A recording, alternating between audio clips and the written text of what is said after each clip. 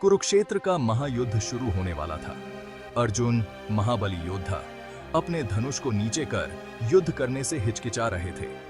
उनके सामने न केवल शत्रु थे, बल्कि उनके अपने गुरु, परिवार और मित्र खड़े थे। उनके मन में मोह और करुणा की भावना भर गई थी। अर्जुन सोचने लगे, मैं कैसे अपने बड़ों पर बाण चला सकता हूं?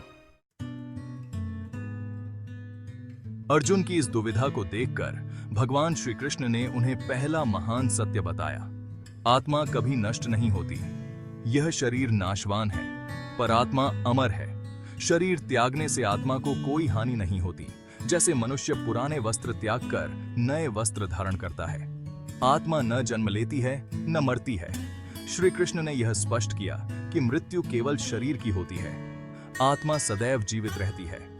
इसलिए अर्जुन को मोह को त्याग कर अपने धर्म का पालन करना चाहिए। अर्जुन ने फिर सवाल किया, यदि मैं हार गया तो क्या होगा? श्री कृष्ण ने उत्तर दिया, तुझे हार या जीत की चिंता नहीं करनी चाहिए। तेरा अधिकार केवल कर्म पर है, फल पर नहीं। यह सिखाता है कि जीवन में हमें केवल अपने कर्म पर ध्यान देना चाहिए। फल की चिंता हमें नहीं करनी चाहिए, क्योंकि वह हमारे नियंत्रण में नहीं है।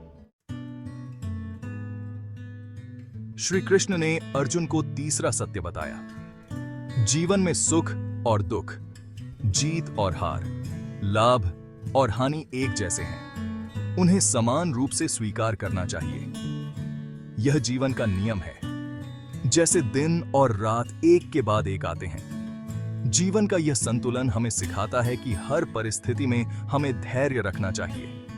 चाहे परिस्थिति कैसी भी हो, उसे समान दृष्टि से देखना ही वास्तविक ज्ञान है।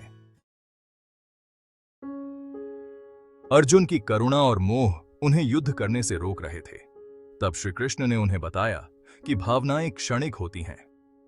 तुम अपने भावनाओं से अधिक हो। तुम्हारी आत्मा अडिग और शाश्वत है। भावनाएं बदलती रहती हैं, लेकिन हमारी आत्मा और हमारा कर्तव्य अडिग रहते हैं।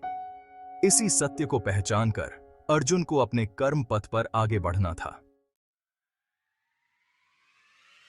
श्री कृष्ण ने अर्जुन को अंतिम और सबसे महत्वपूर्ण सत्य बताया। मोह को त्यागो। तेरा कर्तव्य इस युद्ध से बड़ा है। यह धर्म की स्थापना के लिए है।